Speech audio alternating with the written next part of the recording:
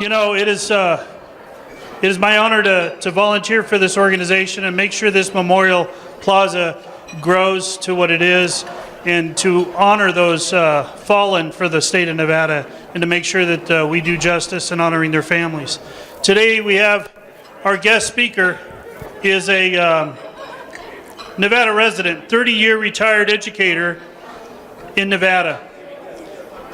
He was the Nevada High School's 4A Athletic Director of the Year in 2013 while at Douglas and Nevada High School.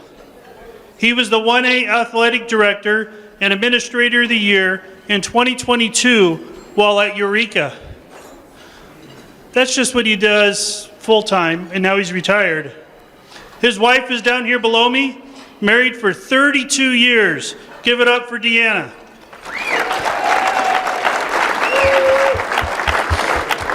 He also brought his son, Austin, 28, with his fiancée, Jen.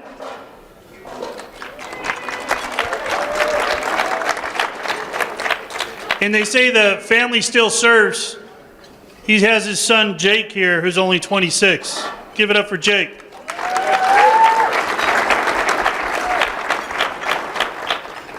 The significance about Mr. Evans is the reason why this memorial is built.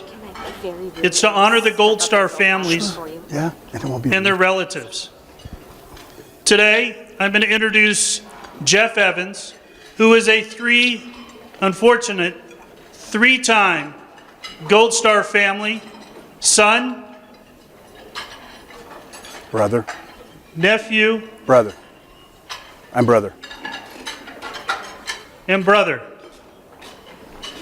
He also has, and he'll tell you about this later on, one of his sons is a Blue Star, which means he's still serving. So give it up for our guest speaker, Mr. Jeff Evans. So I guess I'm the second choice, but to be second choice to Brian Schul is an honor. So that is not a problem. My name is Jeff Evans, and I'm proud to be able to speak to you this evening. I'm a longtime Douglas County, Minden, Nevada resident.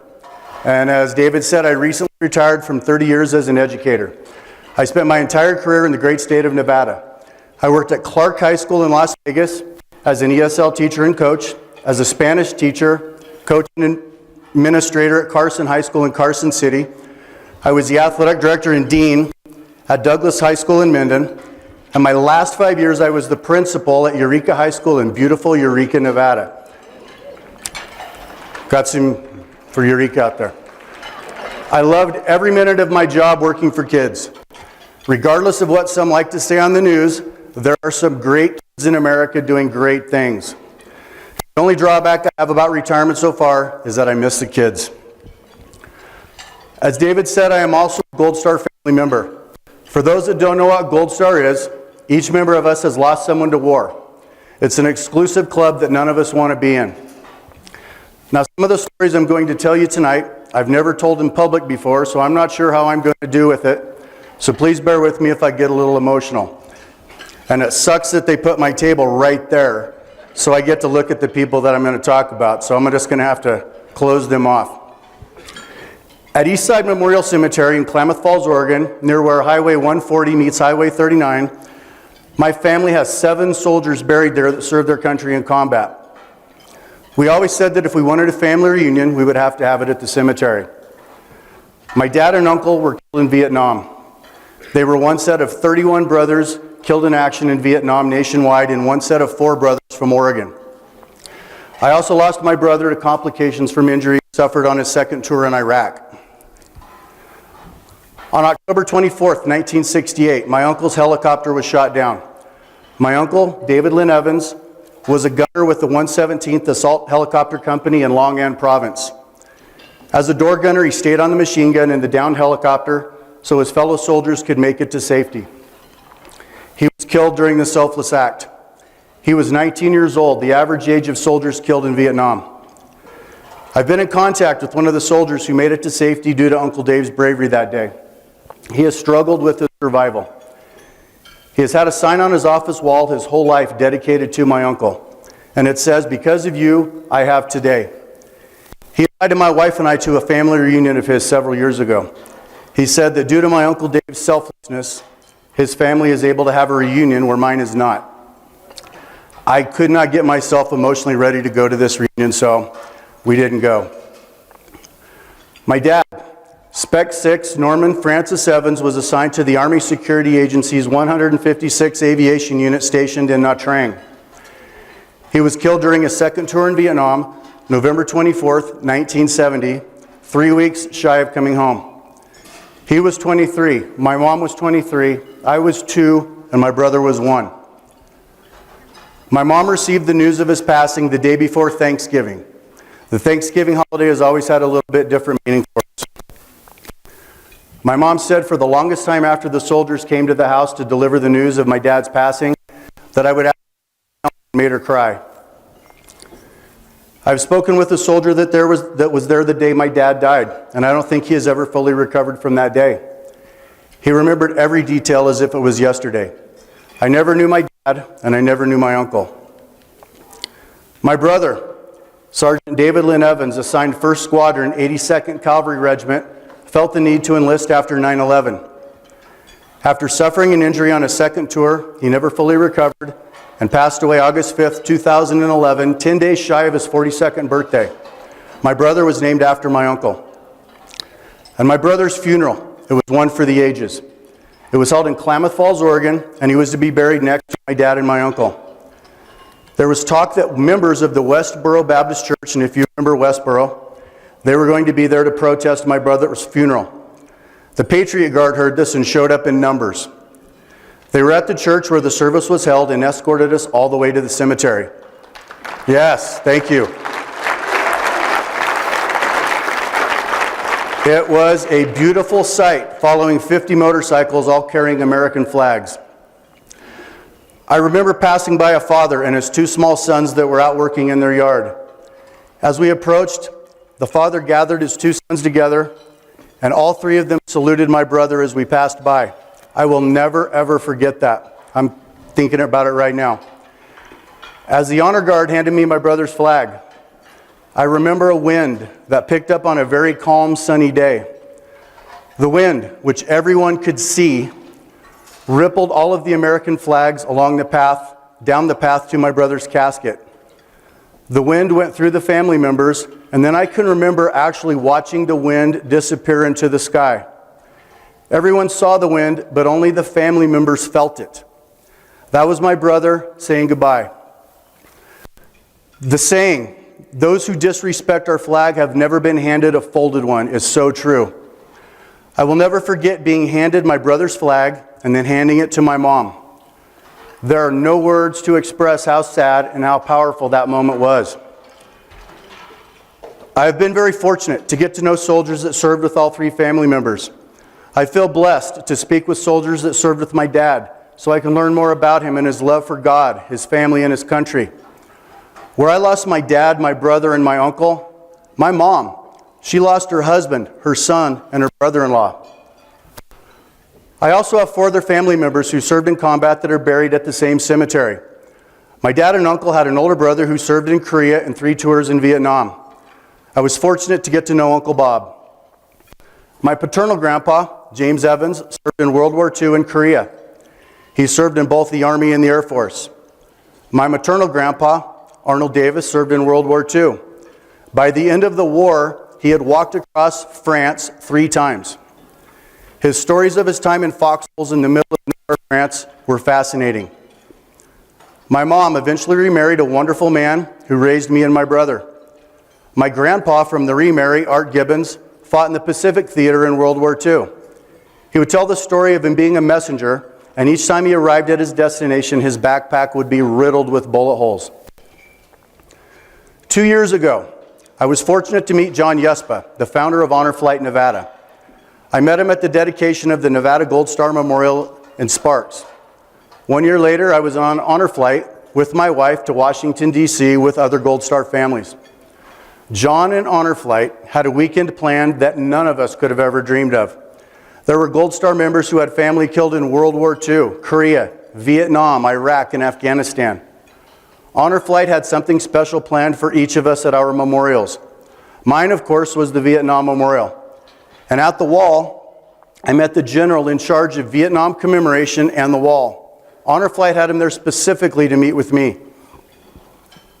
We visited my dad and uncle's names and talked about them and their service. The general also asked me about my brother, which caught me by surprise. The general was an Iraq-era veteran and was genuinely interested in my brother and his service. And this is all a part of what makes Honor Flight so special. Over the course of the weekend, we visited the Korean Memorial, the Iwo Jima Memorial, and the World War II Memorial with Gold Star families who had lost someone in each of these wars. At each memorial, Honor Flight had something special for each person.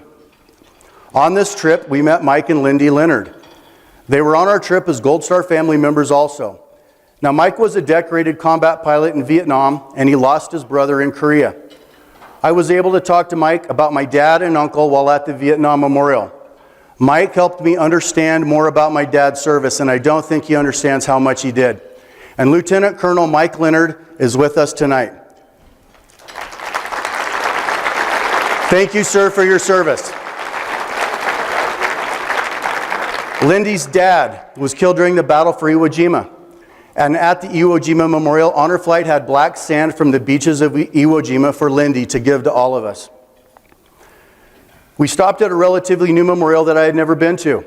It was the Wounds That Never Heal Memorial. For me, this was the memorial that honored my brother. It was full of quotes from soldiers and family members of those injured that will never fully recover from the horrors of war. The quote that had the most impact on me comes from Roberto Barrera. I have a purpose in life, and that's been to help other military families through some of what I had to go through. If I had to go through it myself in order to help others, I am okay with that. Everywhere we went, we were given a welcome that was very emotional. At the Baltimore airport, we were greeted by hundreds of people applauding our arrival. They were shaking our hands, they were hugging us. And at various places, we were given welcomes and people thanking us for our sacrifice. I honestly didn't feel worthy of the praise, as I felt I had done nothing to earn it. Until a Gold Star mom said she was proud to accept the applause because she was representing her son, and he wasn't there to accept it, so it was her job to do so in honor of her son.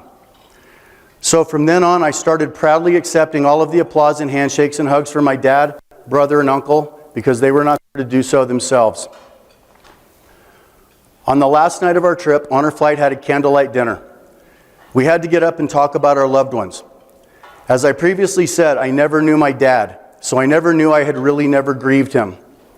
I was always that kid whose dad died in Vietnam, whose dad never came home from the war. As I started talking, I started crying. It was such good medicine for me. I never realized I needed a trip like that to take so much weight off of my shoulders that I'd been unknowingly carrying around my whole life. Sharing it with other Gold Star families who have been through the same thing was good for all of us. Our wars and our scenarios are different, but our outcomes are all the same. We have all lost someone, and Honor Flight has gotten us to talk about it. Honor Flight's motto is, "We leave as strangers and we..." This is so true. More important, in my eyes, is the emotional healing that takes place. On this trip, I met David Sousa. He's out here somewhere. He just talked. His service, his insight, his love for his country and family, and his willingness and want to help veterans and Gold Star are to be commended. He was always quietly watching and helping us, but his help came from a place of experience and love. His devotion to the veterans of Nevada and America should be praised. And Mr. Sousa is also a combat vet. Thank you, sir, for your service.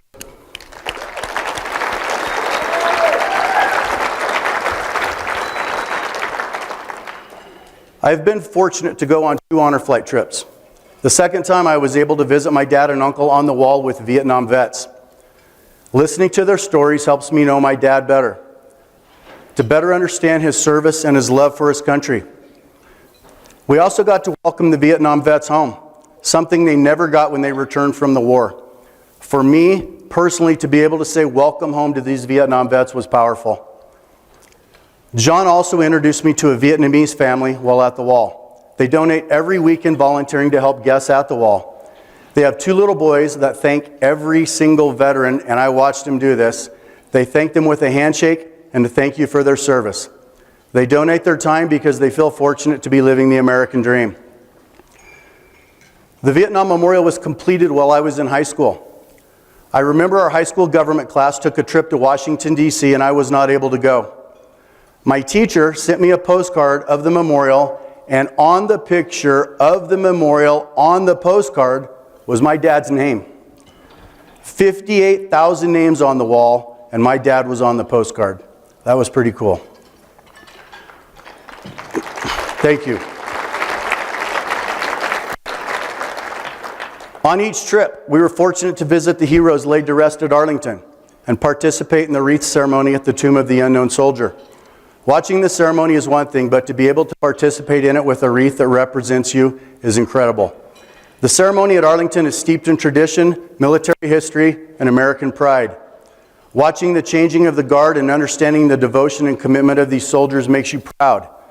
And if anyone ever wonders why we enjoy so many freedoms, there are over 400,000 headstones at Arlington that should tell you why.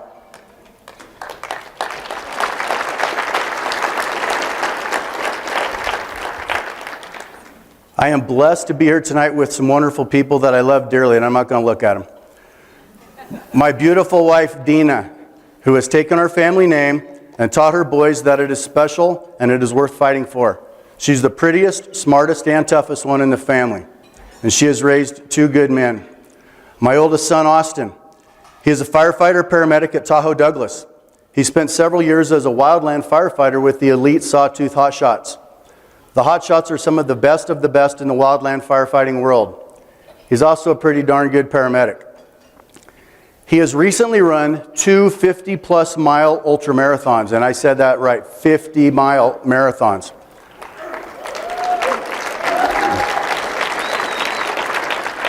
I personally, as his dad, am in awe of his mental toughness. I'm proud of him and all he's accomplished in his young life. Then we have Austin's beautiful fiancée, Jen, my soon-to-be daughter-in-law. They're getting married in 9 short days, and I cannot wait. She will carry the Evans name well and, crossing my fingers, bring in some new Evanses to the family.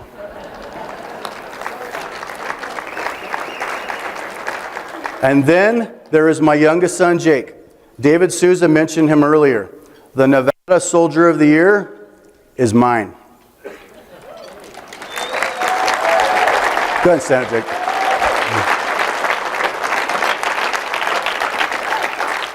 That was enthusiastic. Jake is a flight medic with Nevada's 238th Aviation Regiment. He wanted to carry on the Evans family tradition of serving in the military. Jake has been kind of a celebrity lately, being in a few newspaper articles and in some online articles. The national military publication, Task and Purpose, recently did a story on Jake. The article on Jake focused on the night he told us he was going to enlist. We were at the local pizza joint in Eureka, Nevada, where I was serving as the principal of the high school. Jake started crying as this had been weighing heavy on his brain. Soon, we were all crying. As a dad, I was crying because I was proud that Jake wanted to enlist and continue our family's tradition of serving. I was also scared to death. My family's track record of coming home from war is not good. Deployments are always a possibility, and when there are uprisings in the world, that reality hits you that Jake may be called on. Now, Jake recently won the Nevada Army National Guard's Best Warrior competition, and in doing so, oh yeah.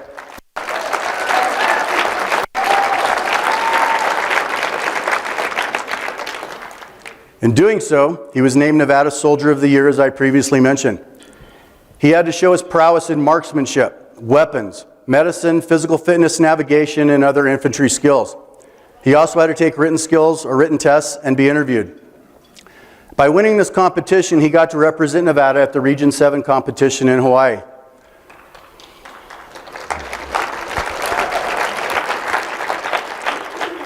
My wife and I were able to attend and take part in some of the activities and watch a contest. The contest we watched was called the Beach Party. Now, this was anything but a party for the soldiers. They had to run 1 mile on the beach in full uniform. Then at the turnaround point, they had to break up the second mile doing a sled pull, a buddy carry, bear crawls, and other fun activities. I just got tired just watching them. Now, Jake recently returned from flight medic critical care training at Fort Sam Houston in San Antonio and Fort Rucker, Alabama. My wife and I were fortunate to be able to attend his final graduation at Fort Rucker. This was his final training for full duty status as a critical care flight medic with the 238th. The graduation was held at the National Army Aviation Museum on base. After the ceremony was over, we were talking to 3 Vietnam vets who were volunteering at the museum. In conversation with one, he found out I was a Gold Star and both my dad and uncle were killed in Army aircraft. The gentleman then asked me if I had seen the Army Aviation Vietnam Memorial housed at the museum. He said if both were Army Aviation, then their names would be on this memorial. They showed me the room where the memorial was housed, and sure enough, both of their names were there. I had no idea that this memorial even existed. It was an honor to be able to visit it, and an even bigger honor to share that with 3 Vietnam vets, my wife, my son, and 2 friends. The volunteers had never met anyone who had a relative on the memorial, let alone someone who had 2. It was an emotional time for all of us. Dina, Austin, Jen, and Jake, I'm proud of you all, I love you all, and I'm blessed you carry the family name, and will soon carry it in 9 days. Also with us tonight are 2 of Jake's sergeants, Staff Sergeant Mason Burkhart and Staff Sergeant Cody Clifford. They both deployed during Operation Freedom Sentinel as critical care flight medics. And I know a lot of Jake's success this year was due to your leadership. Thank you.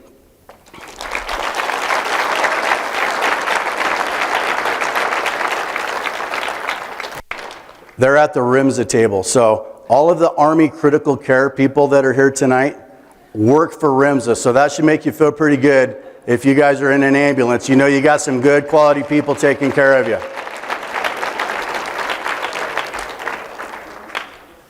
In 2017, the Evans family was honored to have stretches of Highway 39, the Crater Lake Highway in Klamath Falls, Oregon, dedicated to my dad, my brother, and my uncle.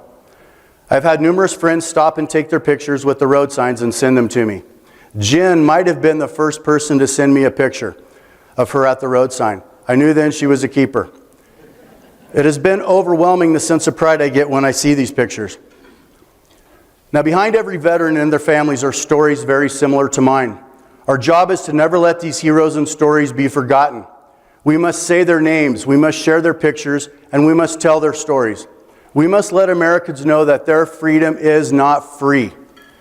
We live in the greatest country in the world, and we have our freedoms because we have soldiers who have fought for it, and many of those have died for it.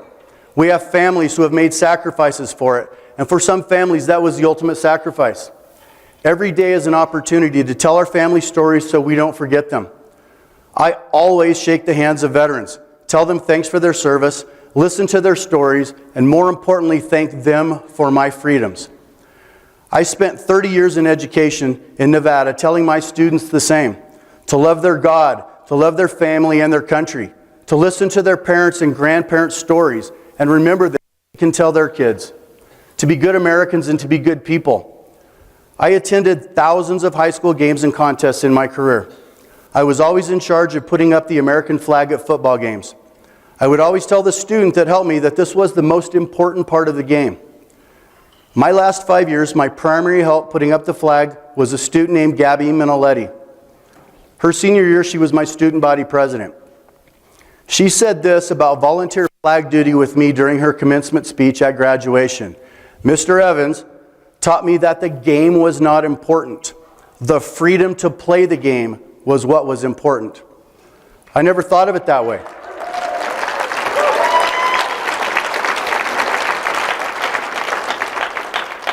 We have some smart, insightful, patriotic young people in this country. The freedom to play the game is what is important. I've been able to attend several events at the Gold Star Memorial here in Sparks. Those events, for someone like me, puts me at peace. They bring together families who have experienced similar circumstances and help heal. The memorials that I have visited in Washington, D.C. have helped heal me in ways that I never knew I needed help with. The Nevada Veterans Memorial will help heal veterans and their families. To have such a beautiful memorial in our own backyard is a tribute to those who have built it. Our country was built on the backs of those willing to fight and die for it. The Nevada Veterans Memorial recognizes that, and I'm proud to be able to say that it is one of the most beautiful memorials I have visited. Regardless of all of the loss my family has experienced in defense of our great nation, I am blessed to be here. I am proud of my family and our sacrifices that we have made to this great nation. America was built on sacrifice and bravery. Our soldiers are the best the world has to offer, and I am honored to be able to be here today to recognize them and those veterans in attendance here tonight.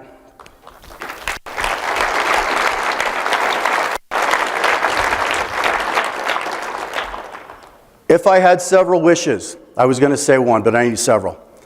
I wish everyone understood sacrifice. I wish more people appreciated their freedoms and their country. I wish more people would think before they act or speak negatively about this land I love. I think I have earned the right to say this. We have to do better as a country. We have to do better for our kids and our grandkids. I've always believed that you have to make things better and leave things in a better place than when you first arrived. We as a country, as a people, as Americans, have fought too long and hard to give up. Originally, that was where my speech was going to end. But I had an experience just last Sunday at the Gold Star Memorial down the road that I have to mention. As I was taking part in the candle lighting ceremony to recognize our lost loved ones, I noticed two young boys and their mother taking part in the ceremony that I had never seen before. As I began talking to them, I had a hard time keeping my tears back.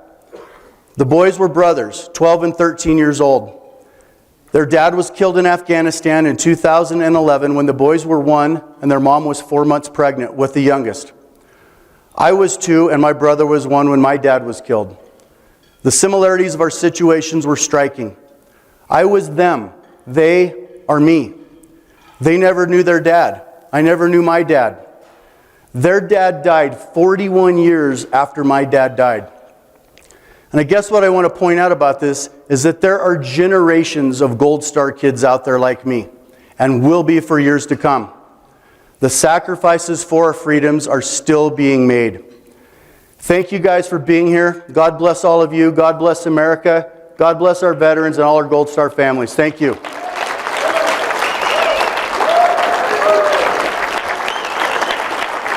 Thank you. I do want to